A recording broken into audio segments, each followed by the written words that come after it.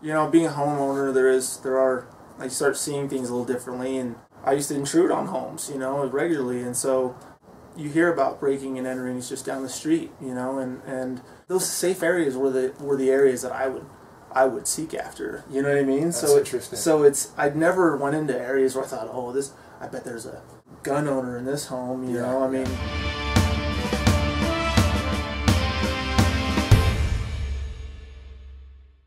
Hey guys, Late Boy Scout with part 2 of my Druggie to Gunnie series, starring my little brother D. Thanks for watching, thanks for tuning in. We left off talking about D's history and what type of drug user he was, and you know, why he had some problems in the first place, why you can't own a firearm today. But in this part, we're going to talk a little bit more about why he wants to own a firearm. Why do you want to own a gun?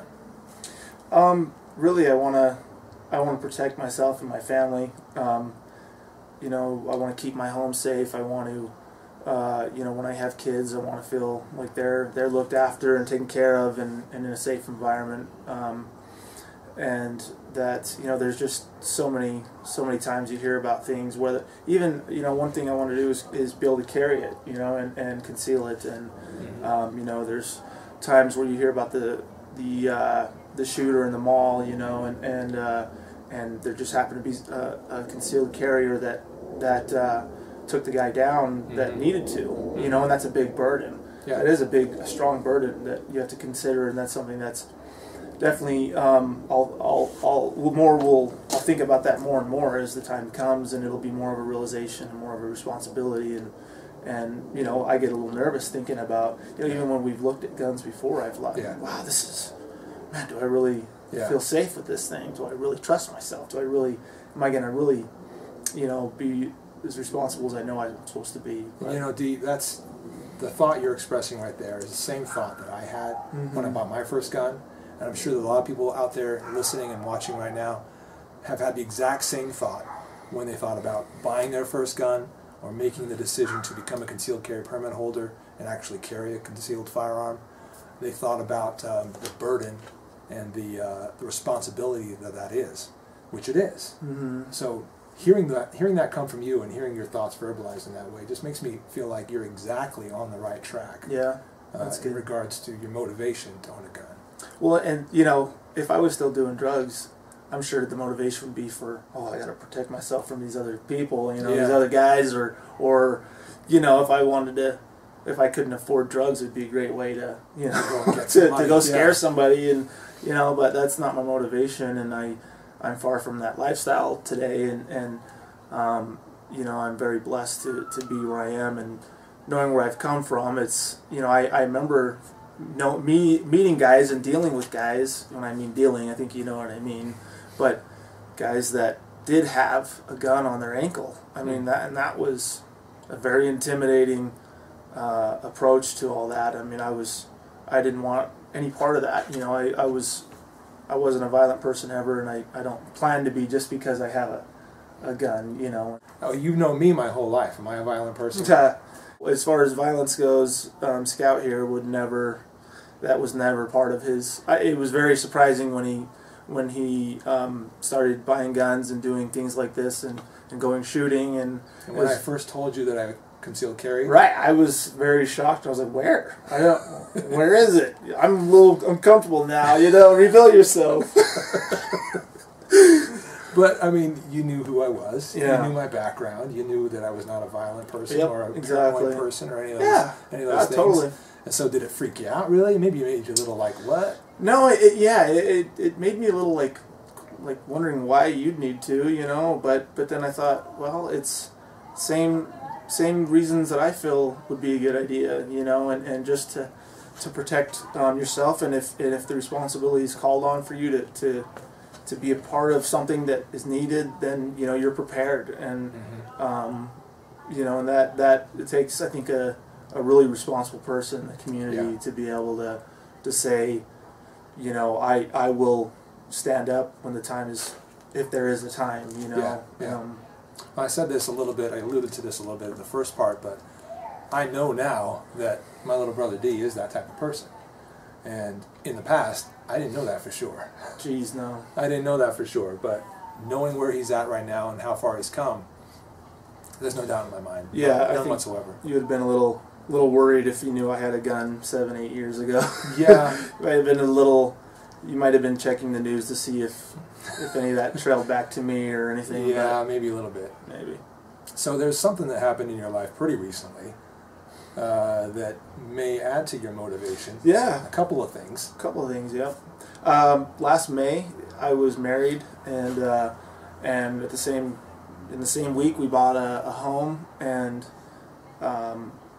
it is a safe community. It is a good neighborhood, and that is assuring to some level. But you know, being a homeowner, I start seeing things a little differently, and I was definitely a home. I used to intrude on homes, you know, regularly, and so for the sake of finding medication and pills in people's cabinets, and so with me, there are no drugs in my home. There are nothing that anybody would want there, but there's most people go into homes to steal TVs and to steal money, you know, and to be violent if needed, and you know, I don't expect that every day I'm gonna have to worry about any of that, but I know that you hear about breaking and entering just down the street, you know, and in your own neighborhood all the time, you know, even in the safest areas, and those safe areas were the areas that I would seek after, you know what I mean? That's interesting. So I never went into areas where I thought, oh, I bet there's a, you know, gun owner in this home, you know. I mean, I was pretty picky about the homes, you know, I would go into, and well, your safety was at the front of your mind at the same time. Right. I mean, you had your motivation, what you wanted to get from that home. Right. But you didn't want to come out of there in a body bag. No, and I was there to be as sneaky and quiet as possible and non-disruptive, and while people were sleeping, you know, I mean, just like crazy stuff, you know, insane behavior. Yeah. But the same insane behavior that, you know, if somebody woke up to that, I would have been dead. I'm sure plenty of those homes that I was in, I'm sure there was someone there that did have a firearm that could have used it if they would have known I was there. And so, you know, it's those nights where I'm at home, and the more I think about having a home and being the person in the home that is now responsible for my family and my wife and my pets. You know, I do have a nice big dog, but but she's scared. She's a little She's not going to do a lot to protect that house. house. She will whine and come to me. So she knows that I'm the one in charge of the house. And you know, before growing up, you live with your family and you live with your parents. You think, oh, okay, somebody else will deal with it. Yeah. You know, if something does happen, you know, I got my brothers or my parents or whoever. Yeah.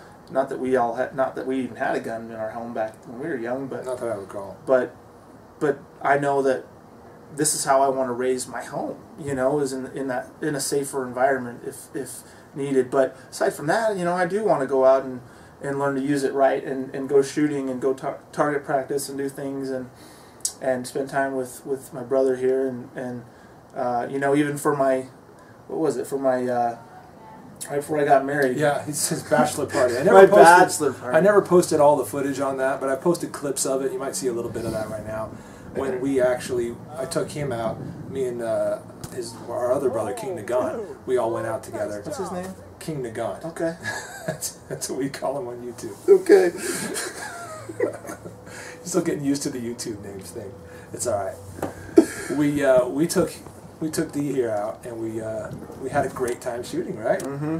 And there were some things that you could have learned. You know, you were just fresh off the boat. I've seen too many movies. I've seen too many gangster movies where they tilt it to the side. You know? So we got a lot of teaching to do. I got a lot of work to do with this guy, but that's cool, and I'm excited for that. Actually, I can't wait. So I'm raw, but there is potential. There is definitely potential, and there is definitely motivation, and that's key. If you're motivated and you have a reason for all of this, that's key. And he's got the reason. He's got not just a home to protect, but a real family to protect now. This is a married man. I mean, you're not a single guy anymore, just worrying about yourself. And there's a lot of single guys out there, you know, who may still carry a concealed firearm, and that's fine. It doesn't matter, but you know, when you're only looking out for yourself, you are maybe not as concerned as you would be when you know you're looking out for somebody else. And that's one of the things that really became a motivator for me, you know, and why I felt I needed to get a concealed carry permit, needed to get more proficient with my firearms, went down the front sight to have that training, is because I've got 2 sons, I've got a daughter as well now, I'm married, I own a home, I've got things to protect, you know, and so this is a real stuff, you know, this is real life we're part of now, and being prepared and capable of protecting it is pretty crucial. Yeah. Well, that's going to be the end of part 2 here, and we're not really sure where we're going to pick it up now. Let's get into probably a little bit of the details. I'm hoping some of the justice system details. Some of the justice system details. Hopefully, we're going to get into what needs to be done at this point, and give you guys some of that information if you or somebody in your family is going through what Dee is going through. We're going to try to give you some of the information to help you move through that path, because he's doing it right now. He is not legal to own a gun today, but by the time this series is over, he will not only own a gun, but he's going to be out shooting with me with the gun that he legally owns. And you know, we may even take this series to the point where you get your concealed firearm. Cool. Who knows? Not sure where this series is going to end, but this is where it starts. I'm the late Boy Scout. This is my little brother Dee. Druggie to Gunnie. Thank you so much for watching. We'll see you on the next one. Thanks, everyone.